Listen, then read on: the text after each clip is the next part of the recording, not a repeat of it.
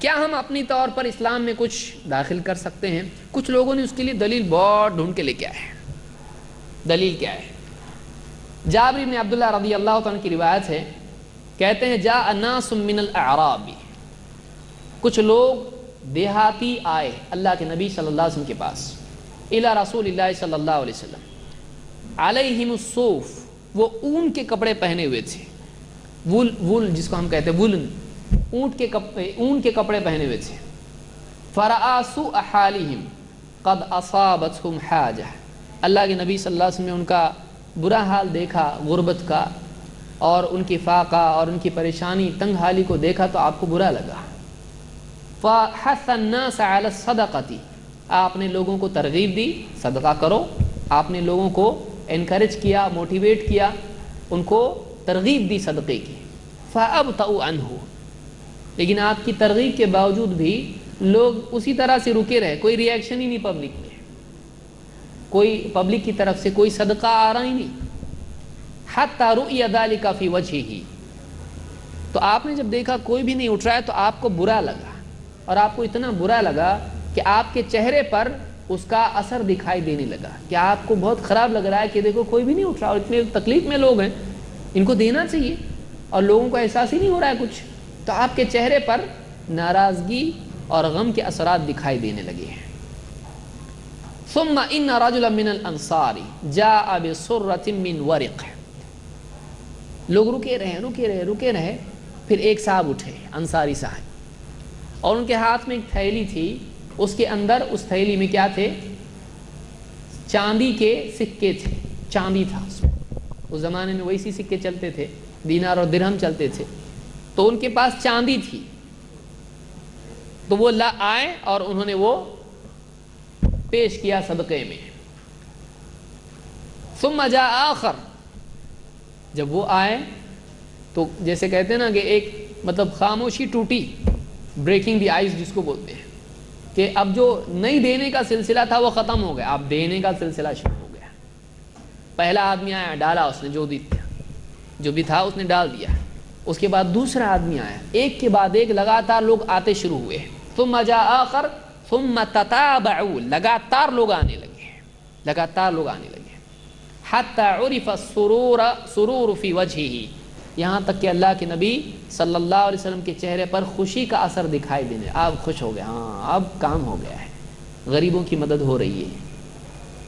حتی عرف السرور فی وجہہ، فقال رسول اللہ صلی اللہ علیہ وسلم من سن فی الاسلام سنتا حسنہ فعمل بها بعدہ کتب له مثل اجر من عمل بها، کہ جو اسلام میں کوئی اچھا طریقہ رائج کرے، اسلام میں کوئی اچھا طریقہ، کوئی اچھی سنت رائج کرے گا، پھر اس کے بعد اس پر عمل بھی کیا جائے تو اس کو عمل کرنے والوں کے برابر ثواب ملے گا۔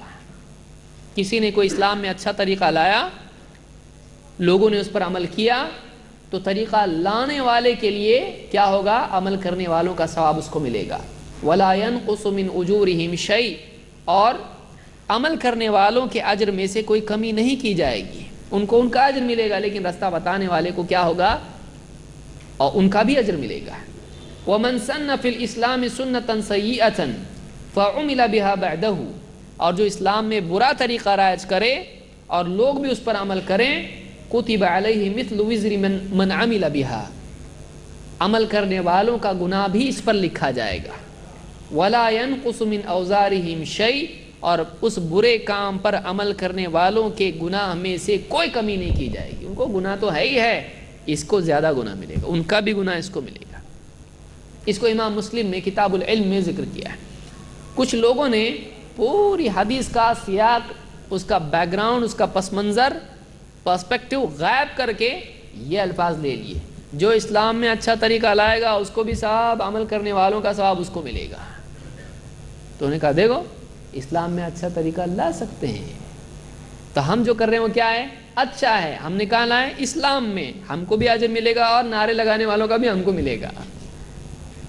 کیا یہ حدیث اس عمل کے لیے گنجائش ہے کہ کوئی بھی آدمی جس کو اچھا سمجھتا ہے وہ اسلام میں اس کو داخل کر دے اور پھر یہ سوچے کہ مجھ کو دوسروں کا ثواب بھی ملے گا عمل کرنے والوں کا، کیا اس کی گنجائش ہے؟ نہیں۔ علماء نے کہا اس حدیث کو آپ پورا پڑھیے مسئلہ حل ہو جاتا ہے، پورا مت پڑھیے پرابلم پیدا ہو جاتا ہے۔ حدیث میں کیا ہے؟ ایک عمل، صدقے کا عمل جو ثابت شدہ عمل ہے، آپ نے لوگوں کو ترغیب دی، لوگ نہیں آ رہے، کوئی صدقہ نہیں دے رہا ہے، ایک آدمی اٹھا اور اس نے صدقہ دیا، تو اس کے صدقہ دینے کے بعد لوگوں کو انکریجمنٹ ہوا، لوگوں کی ہمت بڑھی، لوگوں میں جذبہ پیدا ہوا، اس ایک آدمی کی شروعات کرنے کی وجہ سے دوسرے بھی ایک کے پیچھے ایک آتے گئے اور صدقہ دیتے گئے، تو وہ کیا بنا ان کے لیے نمونہ بنا۔ تو بعد میں صدقہ کرنے والوں کا ثواب بھی کس کو ملے گا؟ اس آدمی کو جس نے شروعات کی۔ تو یہاں پر سنتاً حسنہ کا معنی ہے کہ کوئی آدمی اسلام میں اسوہ حسنہ بنتا ہے، لوگوں کے لیے نمونہ بنتا ہے۔ ایک مٹی ہوئی چیز، ایک رکی ہوئی چیز، نیکی جس پر لوگ عمل نہیں کر رہے ہیں، ایک آدمی کھڑا ہوتا ہے اس پر عمل کرتا ہے، اب اس عمل کو دوسرے دیکھتے ہیں، اس پر وہ بھی عمل کرتے ہیں، تو وہ سنت جو مٹی ہوئی ہے، وہ نیک عمل جو رکا ہوا ہے، کوئی عمل نہیں کر رہا اس کے اوپر، ماحول سے نکل گیا ہو، لیکن کوئی آدمی اگر اس کو واپس سے سماج میں لاتا ہے، وہ چیز جو نبی سے ثابت ہے، نیا نہیں۔ صدقہ ثابت ہے کہ نہیں ہے؟ صدقہ کس پس منظر میں آپ نے کہا؟ صدقہ ثابت ہے لیکن لوگ عمل نہیں کر رہے اس کے اوپر، پھر ایک آدمی نے عمل کیا تو سب عمل کرنے لگ گئے۔ تو یہ پس منظر ہے کہ ایک ثابت شدہ عمل جو اسلام میں ہے لیکن لوگوں میں سے نکل گیا ہو، پھر ایک آدمی کھڑا ہو کے عمل کرے، اس کو دیکھ کے دوسرے بھی عمل کرنے لگیں، تو کیا ہوگا؟ ان کا بھی ثواب اس کو ملے گا۔ جیسے کسی ماحول میں لوگ خواہ مخواہ کا فضول خرچی کرتے نکاح میں، اب ایک آدمی ہمت کیا، بہت مالدار تھا، اس نے کیا کیا؟ میرے کو دہیج نہیں چاہیے، میں دہیج دیے تو میں بھاگ جاؤں گا، نکاح کے دن ہی چلے جاؤں گا۔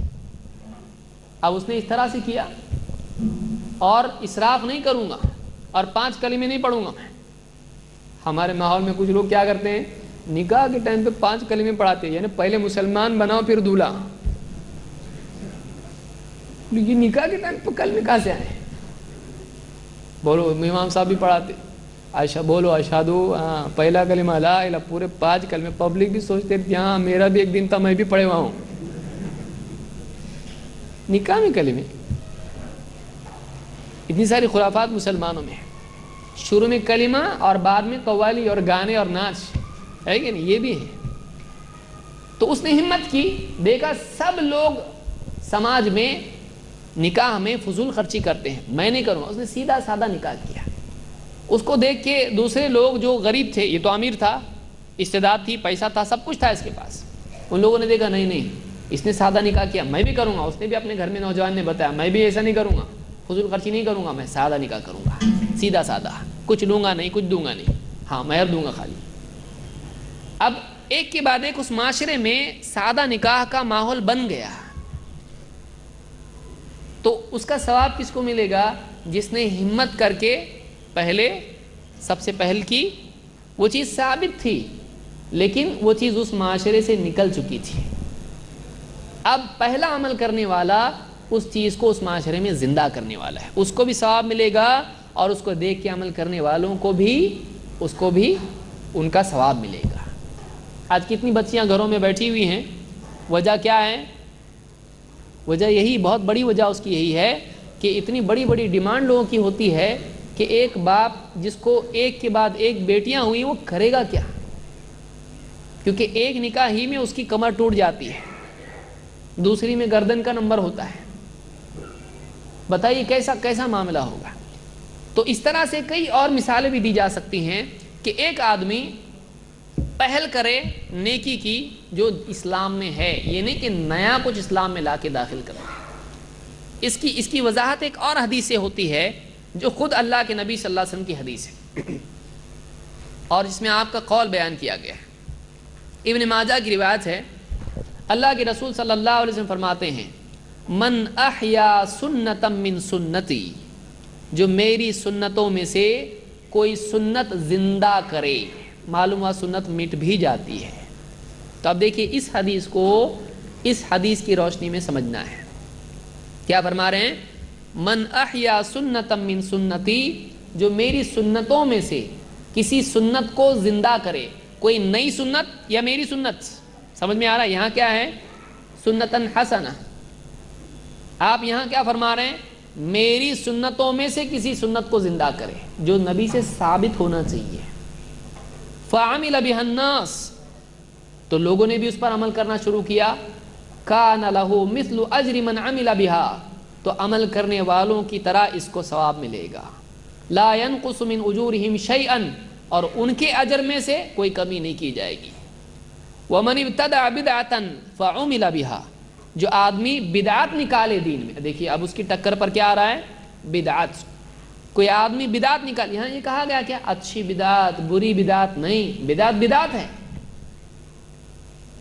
کوئی آدمی ایسا بولتا ہے اچھا گناہ برا گناہ، بولتا کوئی بولے بہت اچھا گناہ ہے یہ بولنا ہی غلط ہے، کیونکہ حدیث میں اللہ کے نبی صلی اللہ علیہ وسلم کیا فرما رہے ہیں؟ کل بدعت ضلالہ، ہر بدعت کیا ہے؟ گمراہی ہے۔ اب کوئی آدمی بولے اچھی بدعت بری بدعت، تو وہ ایسے ہی ہے جیسے آدمی کہے اچھی گمراہی بری گمراہی، بولتا ہے کوئی، اس کو دواخانے میں بھرتی کرنا پڑے گا، عربی دواخانے میں، جہاں اس کو ریپیئر کریں کیا ہے یہ اچھی گمراہی کبھی ہوتی کیا؟ تو حدیث میں کیا ہے؟ وَمَنِ ابْتَدَعَ بِدْعَةً، جو بدعت ایجاد کرے، دین میں نیا کچھ نکالے، فَعُمِلَ بِهَا، اور لوگوں نے اس پر عمل بھی کیا، کان علیہ اوزار من عمل بہا، تو جو لوگ اس بدعت پر عمل کریں گے ان کا گناہ بھی اس پر ہوگا۔ اللہ ہم سب کی حفاظت فرمائیں کہ اس چیز سے کہ ہم کسی گمراہی کا ذریعہ بنے، کہ ایک آدمی دیکھیے کتنا خطرناک معاملہ ہے، ایک غلط چیز نکال دیا اچھا سمجھ کے، لوگ عمل کرنا شروع کر دیے اس کے اوپر، ان سب کا گناہ کس کو ہوگا؟ اس پر ہوگا۔